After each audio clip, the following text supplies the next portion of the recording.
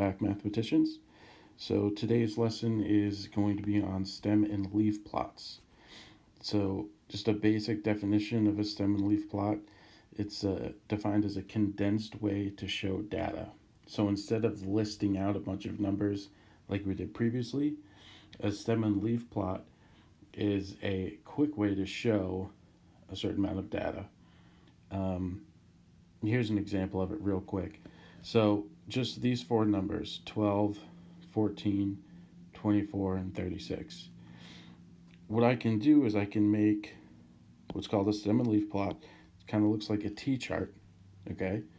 The stem is that tens digit. Sometimes it's the hundreds digit. Okay, it really depends on how much data you have.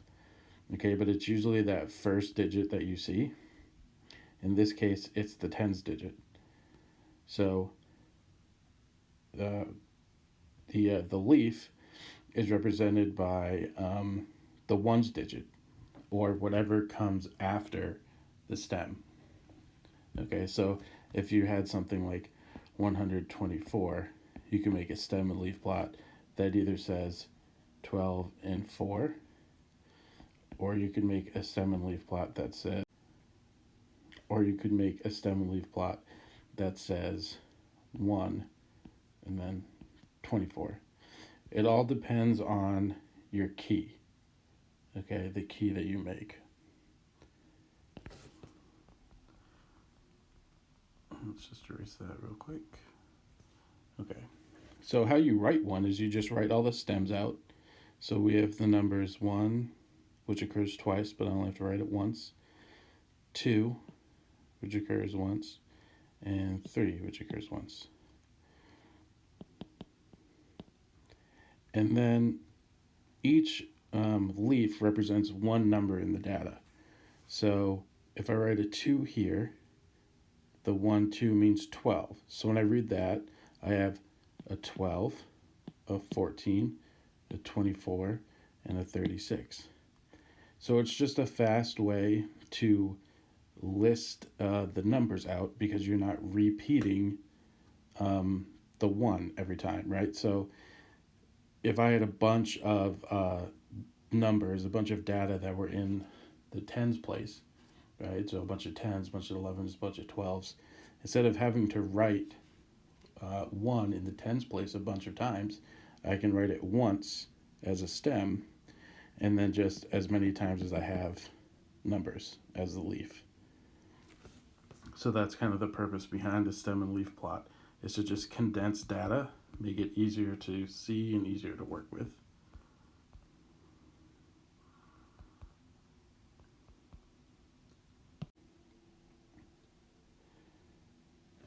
Scrolling down, we're going to get to our first example here.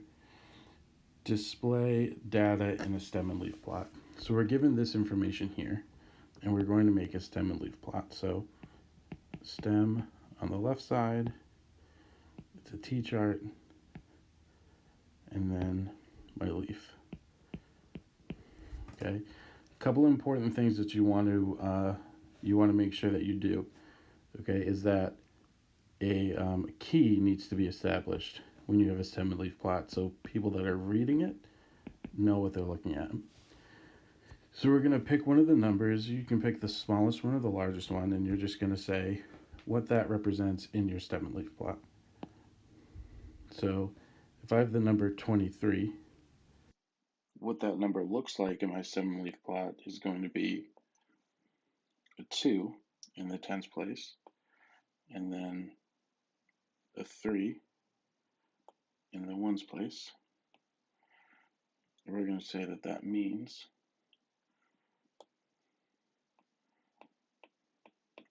the number 23. And you don't have to use a number from the data. I just think it's nice to.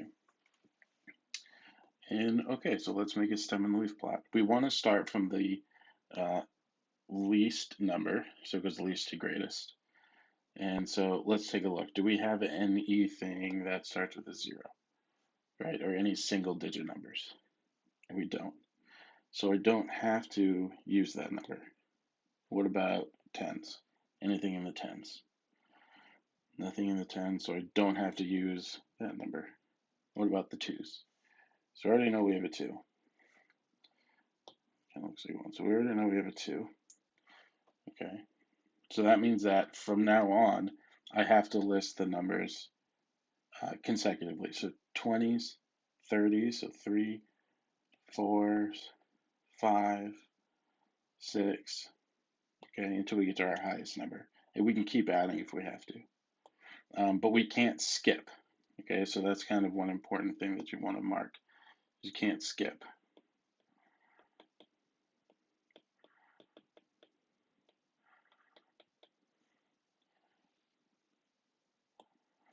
So let's keep looking at our data. So in my 20s, I've got 23. So I'm just going to write a 3. And let's see, do I have anything in my 30s? No, no, no, no, no, no. I don't have any 30s. So I'm going to leave that blank. If I put a 0, it looks like it's the number 30. So I don't want to do that. So I just leave it blank. It shows the reader that there's nothing in the 30s. Now I want to look at my 40s. So I've got 45 and 43. These also have to be listed out from least to greatest. So I'm going to put a 3 and then a comma and then a 5. Not every place you'll see a stem and leaf plot uses a comma. I like to, but that doesn't mean that you necessarily have to. So some people will just write 3 and then 5. Okay, totally up to you. But I like to write the comma. And now my 50s, 1, so it's 50. 60s, I've got 63 and 69, so that's a 3 and a 9. And then I do have to keep going because there's a 78.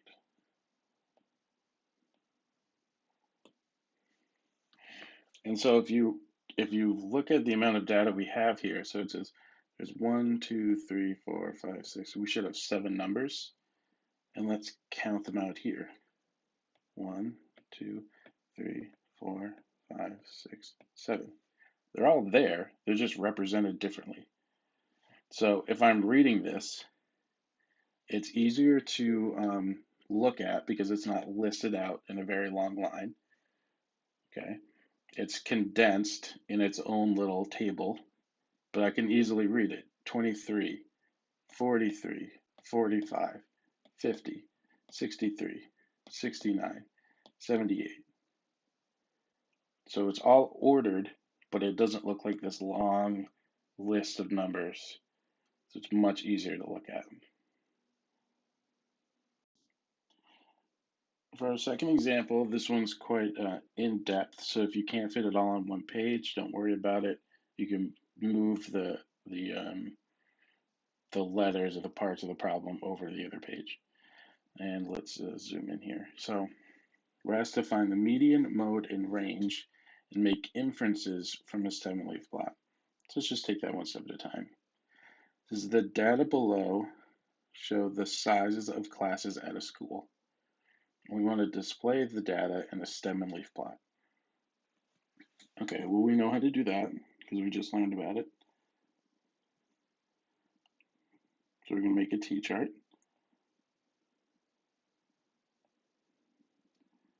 And we're going to have a stem and a leaf. And it doesn't look like we have any single digit numbers, so we don't have to start with 0. And do we have anything in the tens? You don't see anything in the tens. Oh, right there. So we have to start with a 1. There are a lot of them in the 20s, so we definitely have a 2. And definitely have a 3. And let's hope that that works and it fits right in. And now what we do is we just look at our numbers. And it's kind of easy because when we're listing these out now, we're just going to look at all numbers that start with a 1. So as I'm looking through my data, right, none of these up here start with a 1. none of these so far. Start with 1, and then we get to our first one. So 19. So that's my first leaf. And then I look at my 20s. When I'm doing this, I usually want to look at the least to greatest. So as I'm looking at the 20s, I first want to see if there's a 20. So I'm looking for 20. And as I look through the data, I don't see a 20. So I'm going to skip to 1. Do I see a 21? I see a 21 here. So I can put a 1 down. Are there any other 21s? Remember, because data can repeat. I don't see any other 21s. So then I skip to 22. Do I see any 22s? There's a 22. And then I keep going. Are there any other 22s? No. But right away I see two 23s. And so you just keep going through the data. I'll pause the video to fill out the stem leaf plots. You don't have to watch me just going through it. And you should pause the video and do this yourself just to practice. And now that we have our stem and leaf plot, one thing that's also important is you kind of want to make sure that you have the digits lined up. So see how my number's there, there, there. So they're kind of the same distance apart. It just makes reading them a little bit easier. So you kind of line them up in a column. That's nice. What we're asked for part B is how many classes are in the school.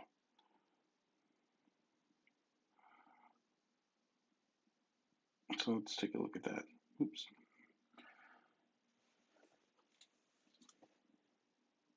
If we look just at the amount of data we have 2 rows of 10.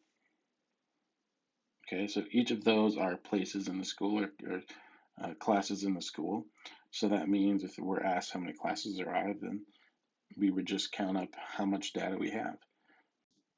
Now we know that there are 20 classes.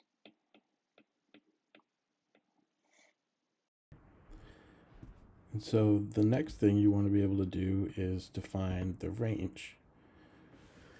So the range is when we take the largest value, which is going to be 32, and we subtract the smaller value, which is going to be 19. And that gives you the range of the smallest class versus the largest class, which is then going to be 13 students.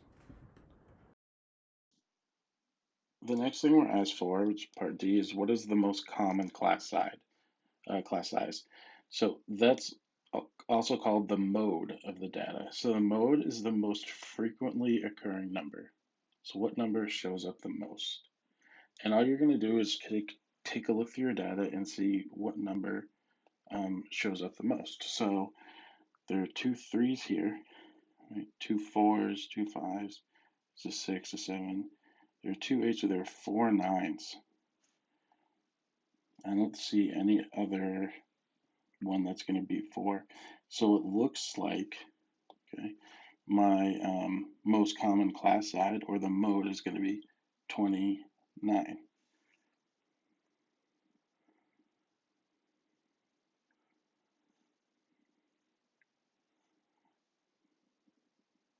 So we say 29 students.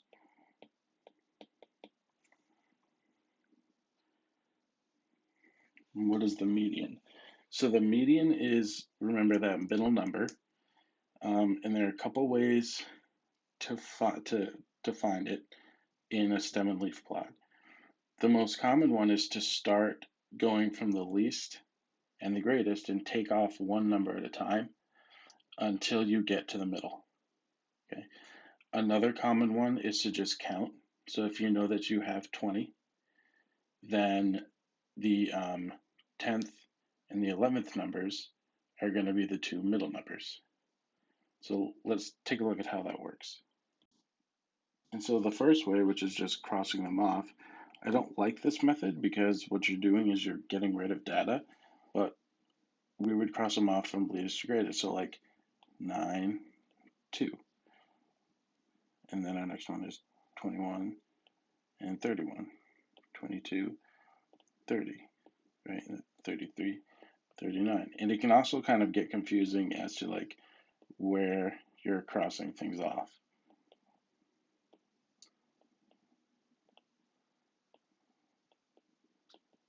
So 6 and 7 would be the two middle ones right there in the stem leaf plot.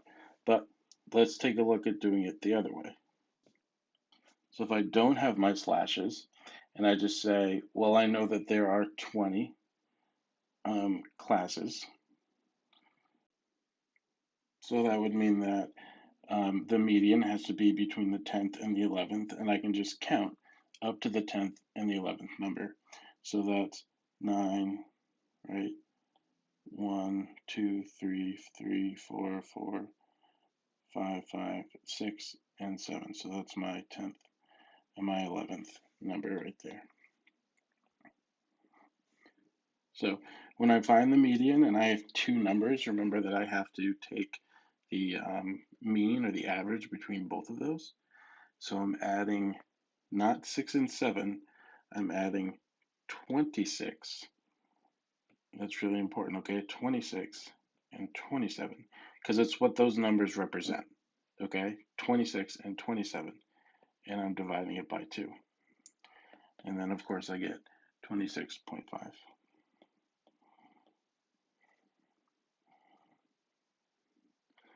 My next one is to find the mean class size. So for this one, there are a couple ways you can do it. Remember, when we find the mean, we're adding up all of the numbers and then dividing by the amount of numbers that we have. So we have to find the sum.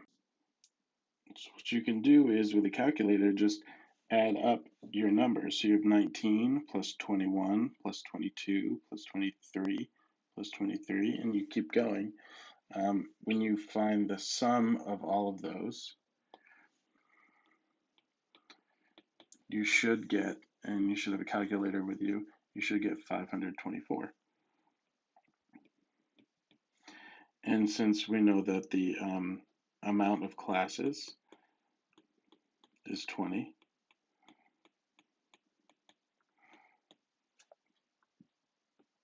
you take 524, you divide it by 20, and you can either do that with a calculator or you can do it by hand.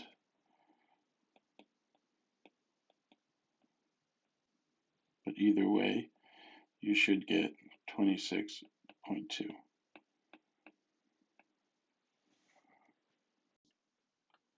All right, for our next example, there is a key, but I didn't include it in the printout. So what the key means is that we have kind of a three-way table here where there's a stem down the middle and we're comparing two different teams. So the stem always kind of stays the same, right? It's 17, but they're trying to show us, instead of making two different stem and leaf plots, that you can do it with one table. So they're trying to say that in this first row here, this stem of 17, for team B, it means 177. And for team A, it means 175. So in both cases, we're starting with a stem, which is a 1-7. And then that leaf part is the number that comes after that, or the digit that comes after that, which is the number that's listed. All right, so let's go through and we'll answer these ones here. So part A, how many players are there on each team? So for this one, really, we're just counting. So we're going to count for team A. We've got how many pieces of data? 1, 2, 3, 4, 5, 6, 7, 8, 9, 10, 11. So team A has 11 players.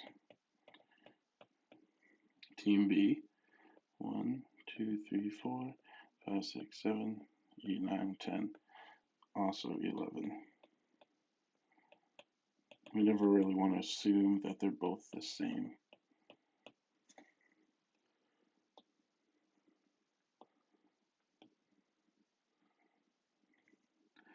what is the median weight for each team? So we know that there are 11 for each team. That means that we're going to be looking at the sixth number. So let's zoom in a little bit and we can take a look. So team A kind of goes to the left. So that's 1, 2, 3, 4, 5. So 6. So this one's going to be 189. And then here we got 1, 2, 3, 4, 5, 6. So this is going to be 193. So we go back and we can answer these ones here. The median weight for each team. So team A was 189 pounds. And team B is 193 pounds.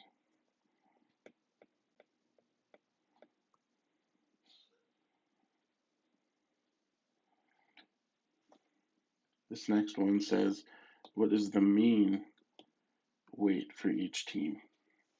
So this one, again, we're adding up all of the numbers, and then we're dividing by the amount of numbers we have, which would be 11 for each side. So you can do that on a calculator if you want. What I'll just show you is the answers that you'll get. So for team A,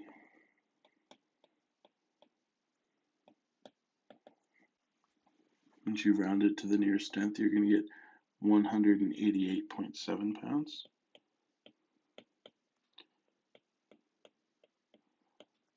And then team B, you'll have 194.1 pounds.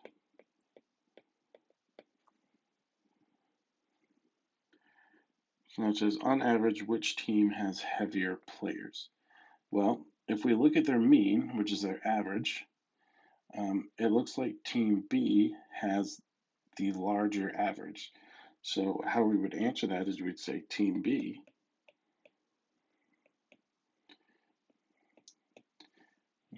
has a greater mean weight.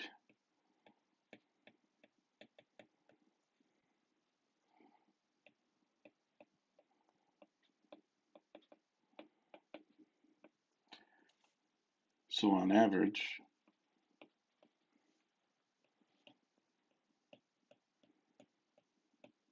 team B has heavier players.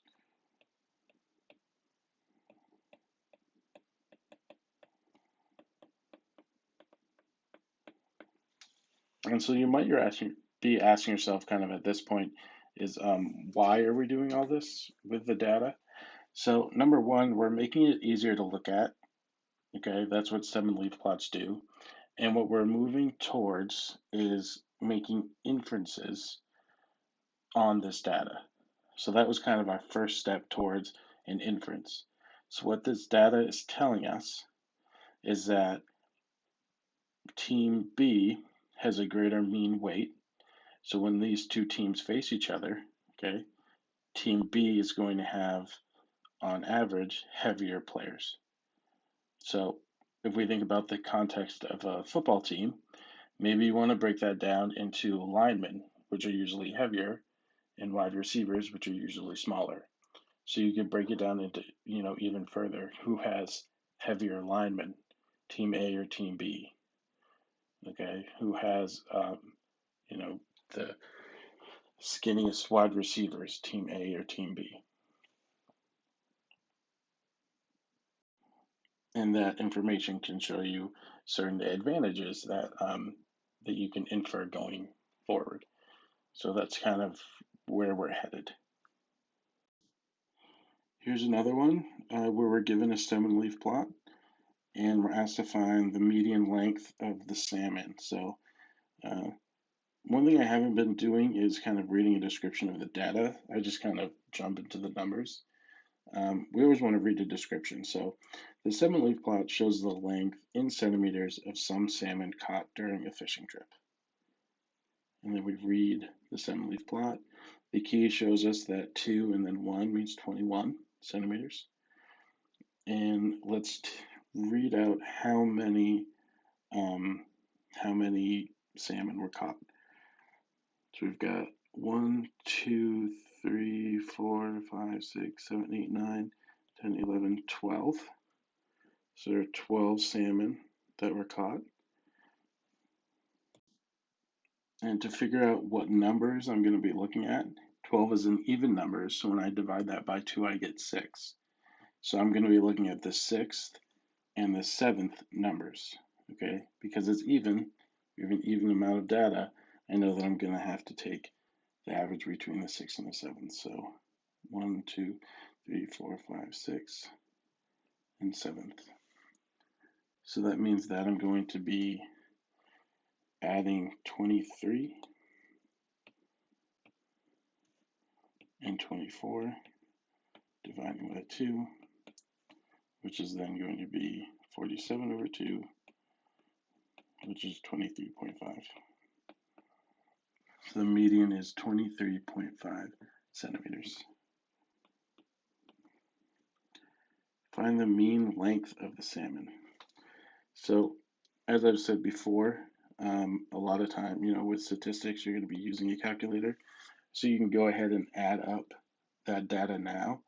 Again, just remember when you're adding them up in a 7-leaf plot, a 2 and a 1 means 21. So you're doing 21 plus 21 plus 22 plus 22 plus 22 plus 23. Okay, so don't forget that part because you're going to lose, like, you're going to make some bad inferences if you're just doing 1 plus 1 plus 2 plus 2 plus 2 plus 3, right? It's not going to make any sense. Once you do that with a calculator, you should get a mean of 30.7 centimeters.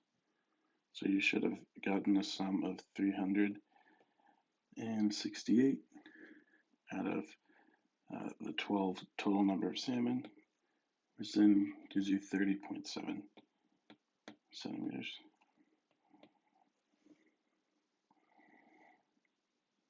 So compare the median and the mean. What can you infer? So let's see, the mean was 30.7 centimeters. And then the median was 23.5. Mean, median, mode, those are all different ways to show a tendency of a data and where things kind of fall towards the middle. And so if we kind of go take a look at this data here, most of my data is in the 20s, right? But some people got lucky and they caught some pretty big fish, right? Look at that, 51, 52, 61. So those numbers, they really stretch out the data that I have, okay? Because those numbers are really big, okay? So we've got some really big numbers here, right? And then we've got a bunch of smaller numbers. So when you think about which one kind of carries more weight, really, it should be these numbers here, okay? And what doesn't affect that is the median. So when we take the median, we're just counting. So it doesn't matter how large these values are because they're just a number to us. When we take the mean, we're just counting, okay? Median, sorry. When we take the median, we're just counting. When we take the mean, that's when these numbers that have large value can really shift our data. So if we go back and we answer the question, okay, what can we do to kind of, or what can we make an inference here? We do want to say that the median value is probably the better estimation of the middle because there are some outliers. Outliers are these numbers here that lie outside of the common trend of where the data is.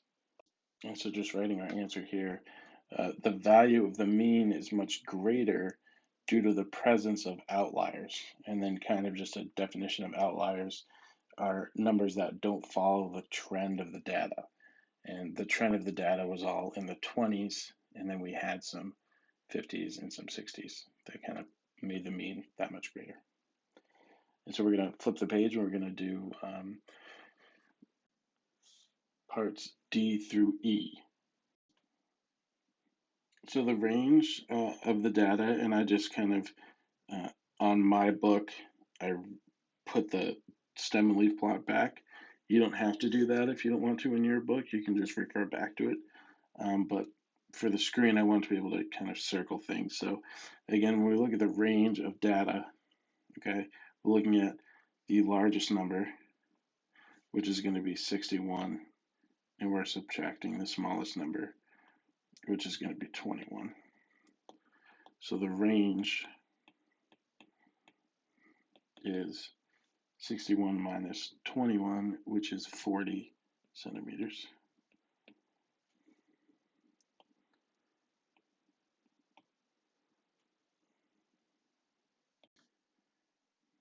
And I kind of talked about this already. It says explain how the outliers 51, 52, and 61 centimeters affect the range of the data. So these ones right here, if those didn't exist, right, then my range would be 25 minus 21, which would be 4 centimeters.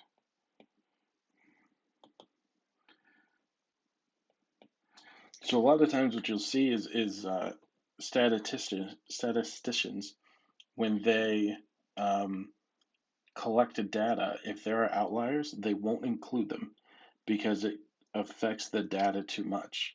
So if I didn't include 51, 52, and 61, then my range would be much smaller because all of these numbers, if I refer back to the data here, are in the 20s. Okay, so the range is much smaller.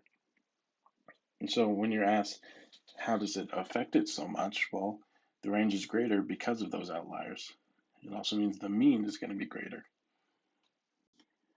And so I just wrote a quick answer there. So the outliers are much larger, so it makes the mean much greater. And that's it for the example problems.